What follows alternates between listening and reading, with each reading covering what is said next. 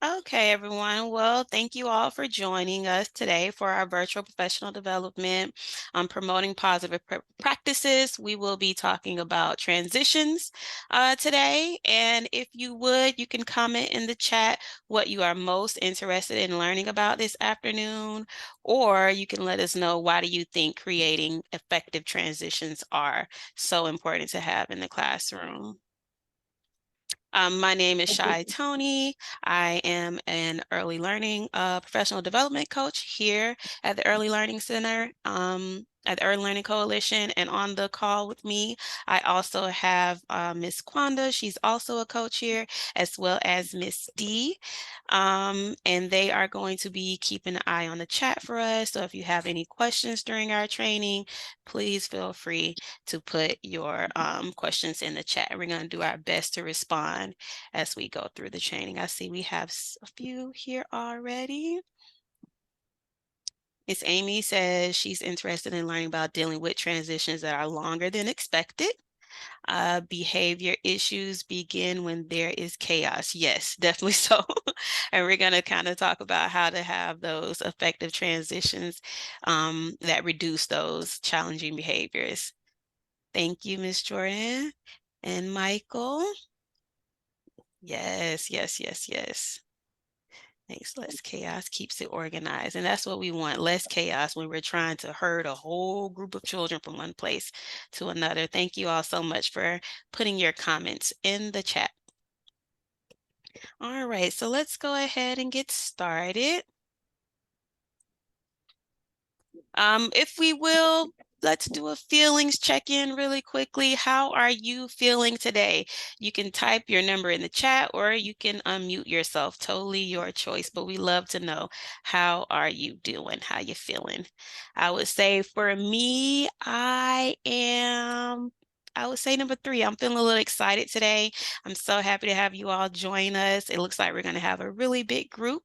So that tells me that everyone is interested in learning about transitions today. So I'm really excited to get started with everyone. How are you guys feeling? 2 and 4, happy and hungry. For sure, me Definitely too. 4, yes. It is lunchtime. So I'm sure a lot of people are feeling a little hungry.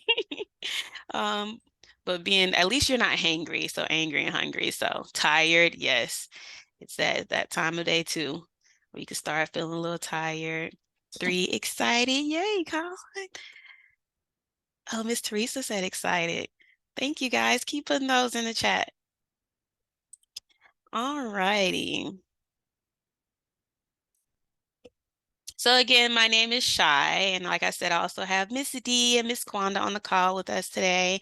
We want to thank you guys so much for joining us this afternoon. We know that this could be a really trying part of the day as the children are winding down for nap. Things are quieting down. It's getting a little bit slow. So, and it's also that nap time. But we thank you all for participating and joining us as we get into designing supportive and safe environments with transitions.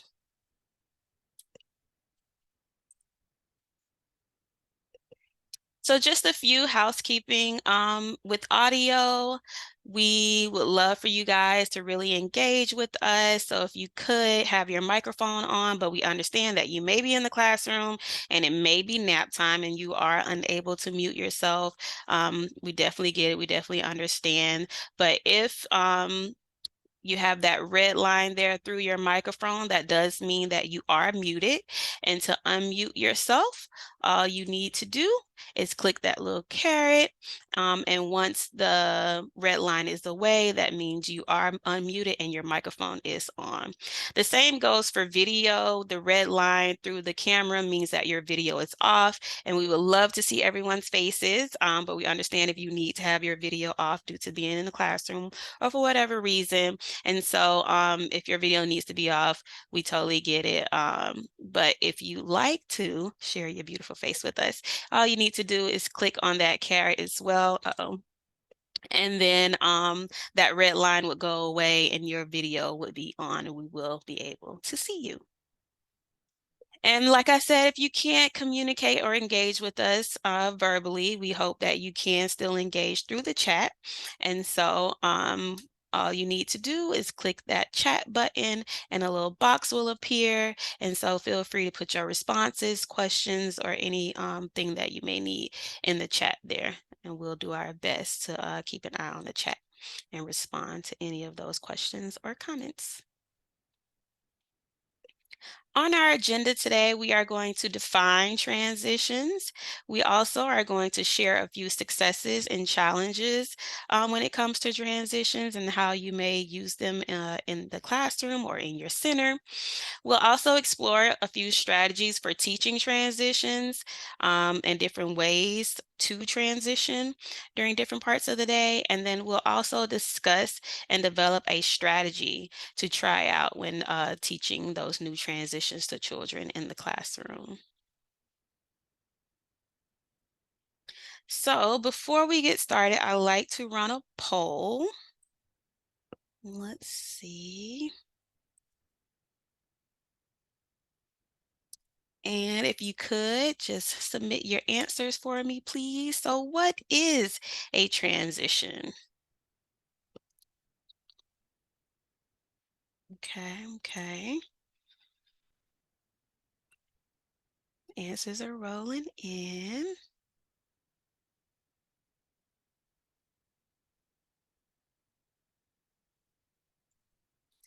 We're halfway through. A few more people.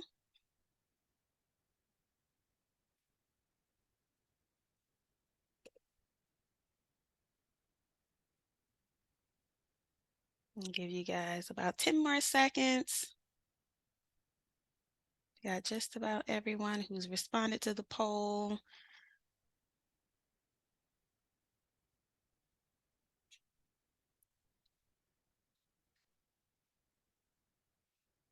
All righty. And so, yes, I see a few of you, everyone has kind of selected a little bit of everything, but we will say that a transition includes all of the above. So it is definitely the movement from one location to another or changing from one routine to another. Even interacting with one person and then switching and changing to another person can be a transition. Also within routines, we'll see transitions as well. Thank you all so much for participating in that poll. Alrighty.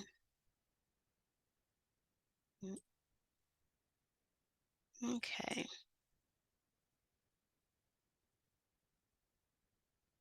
So transitions relate to the context of everyday instructions.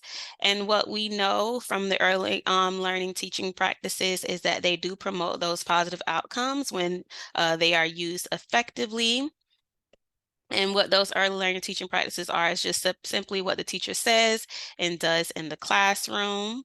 And with transitions, we can see that show up in designing a supportive, safe environment domain. And it relates with infant and toddlers when we implement a predictable schedule for them. And so we're able to use that respectful language to describe what is happening as well as what is going to happen. And that's during routines, activities, and of course, transitions. And then also providing that individualized support for children during transition that could be used with visual cues, verbal cues, and also physical guidance. Now, when it comes to preschool, we can see down here that we can provide that individualized support for children to follow the classroom schedules and routine when needed. And then it shows that once teachers implement these practices with both infant toddler as well as preschool, we do see those positive outcomes for children, and it does help cut back on those challenging behaviors in the classroom. Does anyone have any questions or anything they'd like to add? Please feel free to unmute yourself or put your answers in the chat, your questions in the chat. All righty. And so I'm going to run another poll just to see how familiar you guys are with class.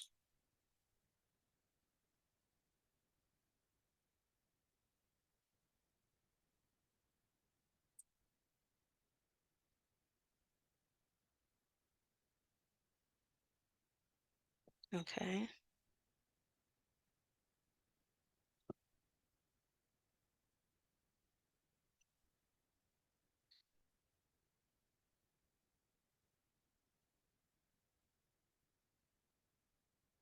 Okay. So I see that we have quite a few people that are familiar but not so familiar with class and what class is. It's a observational tool that is used to look at the teacher-child interactions in the classroom. I know some of you guys may have experienced going through class at your centers, but effective transitions do help with classroom organization, also with behavior support and responsive caregiving, and can enhance your classroom scores. And that's why it's so important for teachers to learn those effective transitions and how to teach children those transitions. Okay, so now let's get into the definition of transitions. So transitions are times in the day when children move or change from one activity to another. And these transitions should be taught, they should be predictable, and we also want to make sure that they're engaging so that they do maximize effectiveness so that children want to move on to the next activity. So for example, transitioning from circle time to center time, you could probably have the children choose a center. So, okay, guys, we're all done with circle. Now we're going to move to centers. How would you like to move to your next center? Would you like to hop to that center and then put your name tag on the center activity? That's just an idea. Or have children pick their center to in order to transition to the next activity. What are some ways that you guys currently use transitions in your classroom? Yes, Miss Maria says she uses music for transitions. That's always helpful. Grabs the children's attention.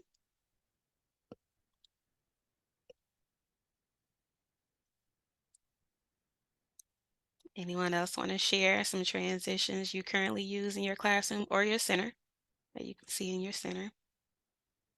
I know we have a few because we move from center to center, activity to activity throughout the day. Timer videos are really helpful. Yep, that's that visual. 5-minute warning. That's very important as well. Thank you all for sharing. Write their names on a whiteboard with their centers. Okay.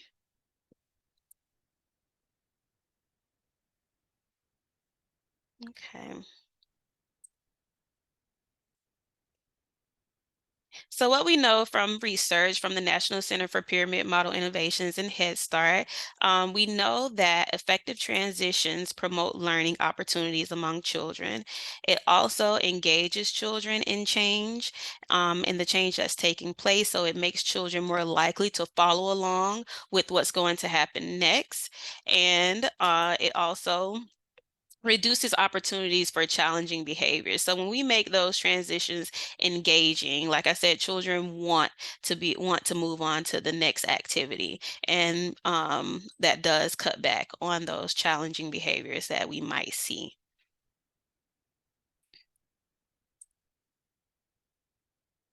Would you guys have anything else to add?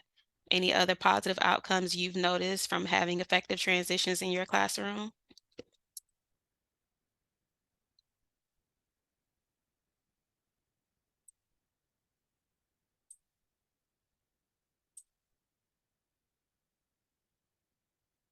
Okay.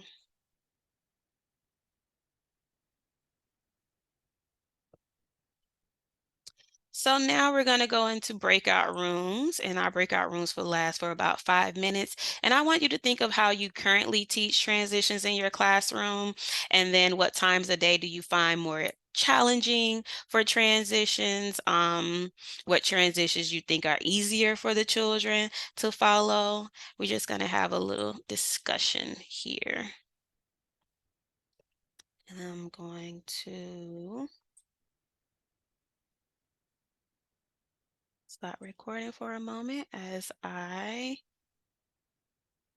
oh, wait. as I prepare our breakout rooms. Share my screen.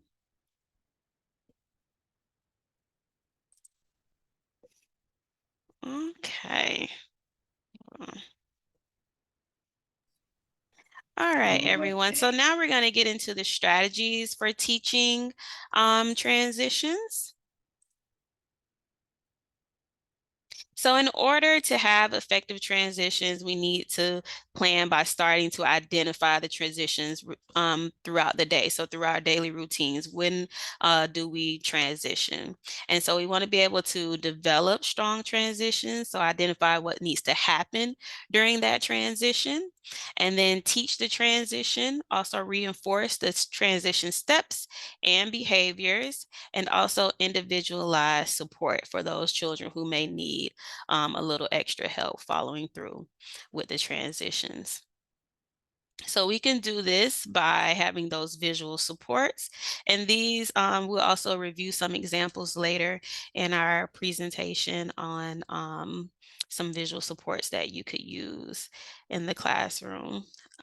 But we want to make sure those visual supports that we create are posted, and we want to make sure that they are posted at children's eye level.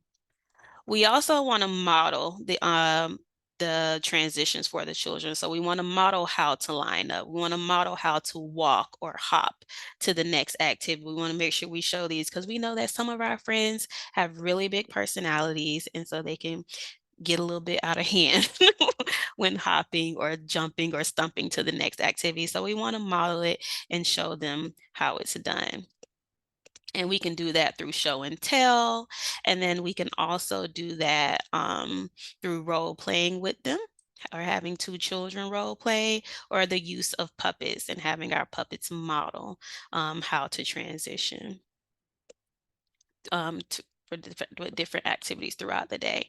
And then we also want to make sure that we provide that positive feedback. As you've heard in our previous trainings, positive feedback is very important. We know that children really feed off of it. So we want to really encourage their efforts when they follow through with those transitions. So oh my goodness, I see Susie using her butterfly wings to go to the block center, and thank you for staying safe as you go and play in blocks. Or Fred, you use your walking feet to come to circle time. I am so happy you chose safe feet to come and join us. And then also we want to prepare the children for transition. So we want to state the transition expectations ahead of the upcoming transition. So before the transition actually happens, we want to tell them what is expected of them. So whether that's to be safe, make sure you share that with them. And then also we want to repeat the transition expectations throughout the day and throughout the school year, but especially at the beginning of the year or with children who are new to the class. So that's a good time to also review, is when you do get those new students in the class. So we want to talk about some signals that can occur prior to the end of one activity and before beginning another. So I heard some of you guys saying to get to that you give that 5-minute warning, which is very, very, very important before having children transition, because we know as adults we don't want to be snatched away from something that we're doing all of a sudden, but we love to have a little bit of a warning. But before you give that warning, make sure you have all of the children's attention. And so I know some teachers might flicker the lights, so turn the lights on and off so that they have the children's attention. Some teachers say, give me 5, and they hold up a 5, and the children hold up 5 fingers to show the teacher that they have their attention. Or you can do the 1, 2, 3, all eyes on me, but we definitely want to make sure we get the children's attention. And then, yes, give them that 5-minute warning.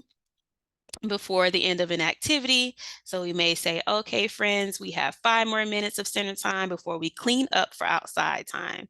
And it's very important after giving children that 5 minute warning that we allow the children to continue to play until the countdown is complete. So we want to give them those 5 minutes. You can even go from, all right, 5 more minutes. We have 5 minute warning until we transition.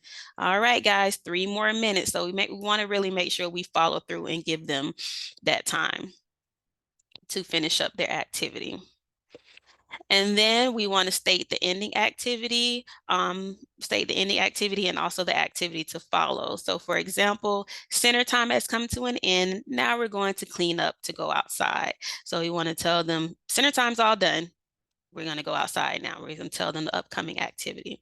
And then also give them instructions at the beginning of the transition. So you may say, please put your toys away, then line up at the door. So being very specific, giving those instructions at the beginning of the transition. And so on this slide, we see a picture of a glove that a teacher created to signal children of a transition. And so the numbers represent how many minutes the children have until it's time to transition. And in the middle of the glove, there is a picture of the upcoming activity. So kind of remind the children like outside playtime is coming. We have 5 more minutes in our current activity. And then she will put down a finger as she continues to count down the time left until the transition. And we can also individualize these strategies for children who need that extra support by using visuals to prepare them for the transition. So you may even give a child who has a hard time transitioning, you can give him a sand timer to hold to show, hey, 5 more minutes. When all the sand is at the bottom, we are going to move on to the next activity. Or you can give them a sand timer that beeps. So that's that auditory for them as well. So they know once that timer beeps, then it's time for us to clean up and move on to the next activity. And you might also give a child a job of going around and letting friends know or flickering the lights when it's about time for that transition to happen. Does anybody have any questions so far? I don't see anything in the chat. Okay.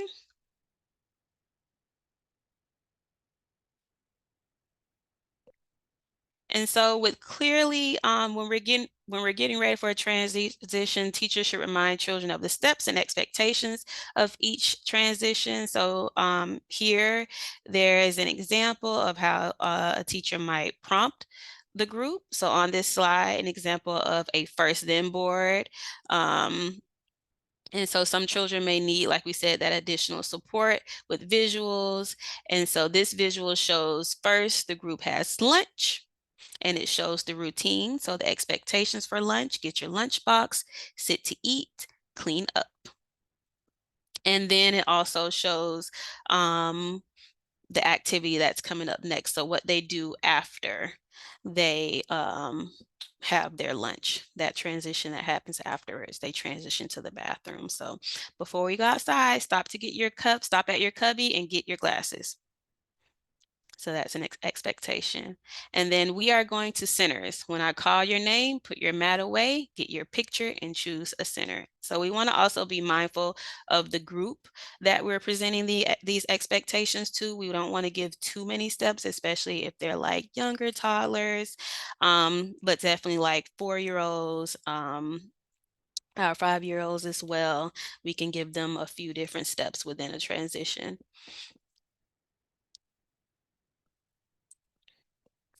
Alrighty.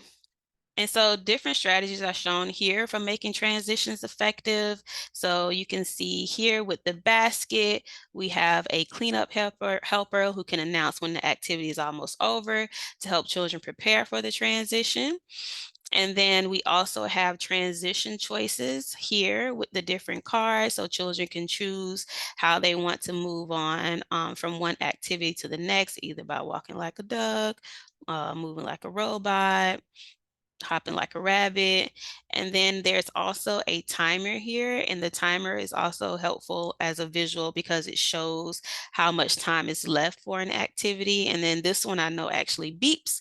So when the timer goes off, children know to transition from one area to another. And it looks like they're transitioning from one area to snack time. And again, that's that auditory support, so children are able to hear when it's time to transition.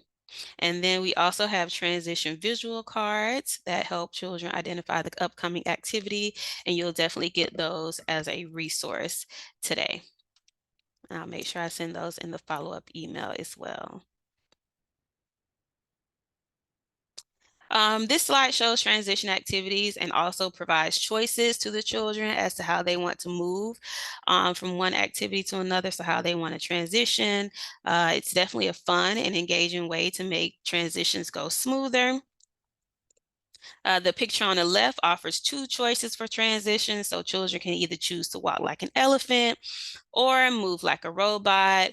Um, and then on the right, it looks like this teacher has a lot of different options that she keeps in a bag. And she's able to switch them out for different transitions throughout the day, which is really helpful because it kind of keeps the children engaged. There are other ways that you can transition where you can create an effective, quick, safe, and engaged educational opportunities. So I know in our group, someone was saying that they sing songs. So ABCs are very helpful. Finger plays such as Itsy Bitsy Spider are helpful. Even repeat after me songs. You can also, with older children, ask questions about the day. So what happened with that flower that we saw outside? Why do you think it's raining today? So just different engaging questions to get children involved and engaged during the transitions. And this could be a time where you review curriculum concepts that you talked about throughout the day as well. So whether that's shapes, numbers, a particular activity that you guys have done, that's a good, asking children these questions during transitions are very helpful to help them review that content as well. All right. And this slide shows examples of ways to transition to lineup. And so here, this teacher used buddy sticks. And when the teacher picks two popsicle sticks, and then those children are able to line up together as buddies. And this helps build their social skills as well as their friendship skills in the classroom. This second picture is an example of shapes on the floor. The teacher can tell the children to find the gold star and or the yellow feet, and the child finds that spot to line up in. And this is also a fun and interactive way for children to get that shape recognition as well. And then these last two pictures are pictures of feet. And so they have different colors and numbers, and the teacher randomly draws a number of color from a bag, and the child will find those feet to line up on. And this is also another fun and interactive way to teach children their colors and also that number recognition.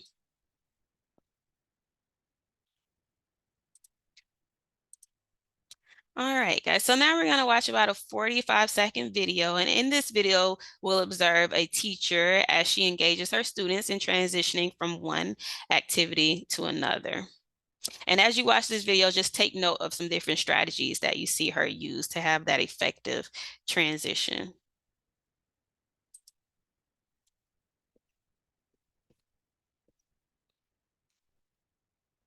Can you guys hear my video? Thumbs up? No? Okay. Let me start it over. Make sure I'm sharing my sound.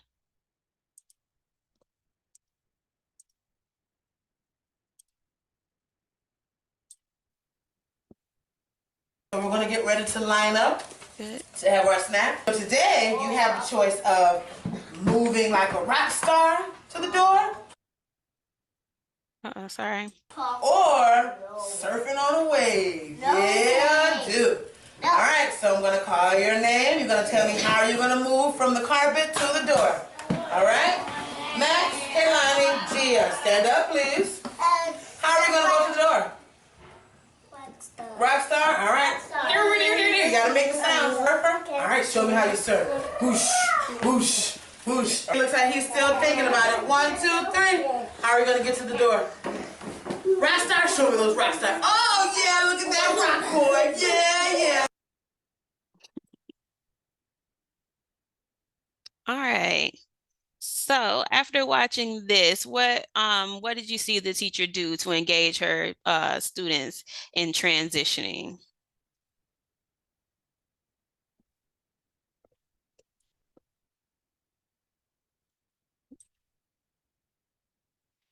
Yes, Jordan. Yes. Jordan said she gave Choices. choices and she made it fun. Definitely, she gave them choices. She didn't say just go and hop like a bunny. She gave them the choice. And when we give children choices, they're more likely to do what we are trying to get them to do, right?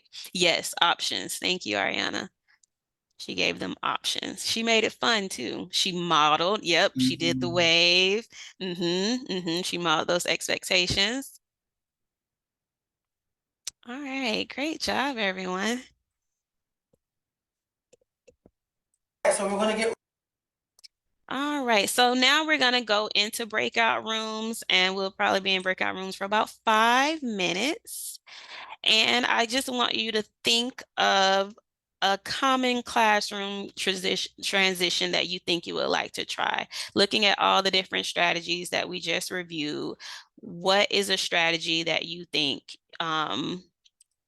you would like to try or incorporate when you teach your children transitions? And I'm going to get ready. I'm going to pause our recording. Okay. Well, thank you all so much for your feedback and for sharing with us your ideas and what you like to try next in your classroom. So we do have some resources that we are going to drop in the chat, and I'll make sure I send those in the follow-up email as well. I know some people were really interested in that video, so I'll make sure I send the link to that transition video as well. But we do have transition visual cards, and these cards can be useful in helping you create that routine for children as well on how to transition, such as lining up, making sure they sit on the carpet, so showing them those expectations for transitioning. And then we also have our resource from NCPMI. And this resource talks about helping children transition between activities. So it shows you those different strategies that you could use as well. And then we also have our backpack connection, and this is a family resource, and it tells families how to help their child transition smoothly between different places or activities that they might engage in at home. And then we also have our high quality implementation checklist that goes over schedules, classroom designs, how to promote engagement. And it's just a checklist to help you see what you're currently already doing in the classroom and just some things that you could possibly incorporate as well. So like I said, I'll make sure, I'm sure Kwanda's dropping those in the chat right now. Thank you, Kwanda. And I'll send those in the follow-up email as well. So wrapping up, we were able to define transitions and we said how they were the times of day when children move or change from one activity to another. We also discussed why transitions are important with, they promote those learning opportunities, it engages children in the change that takes place, and it also reduces opportunities for children's challenging behaviors. And we also shared strategies for teaching transitions. So using those visual supports, modeling, that positive scripted feedback, preparation, offering those choices as well. And then we discussed next steps for implementing a new transition strategy in our classroom. So again, my name is Shai, and like I said, I'm a coach here at the Early Learning Coalition. Here is my information. So if you have any questions or any concerns, you need to get in touch with me, you can do so here. Thank you all again for attending with us. You get about 10 minutes of your day back. Also in the chat, Kwanda is dropping the evaluation link. This is how you will get your certificate, your in-service hour for attending our training today. today. Also make sure that you check your spam folder. Sometimes it goes there. But if you have a problem receiving your certificate, please reach out to me. And I'll also send that evaluation link in the follow-up chat. If no one has any questions, you are definitely free to go. If so, I'll stay on for a few minutes. And like we said, thank you all so much for attending today.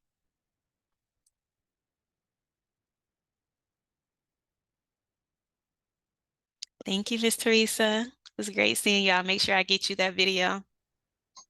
Thank you very much. Thank you. Thank you.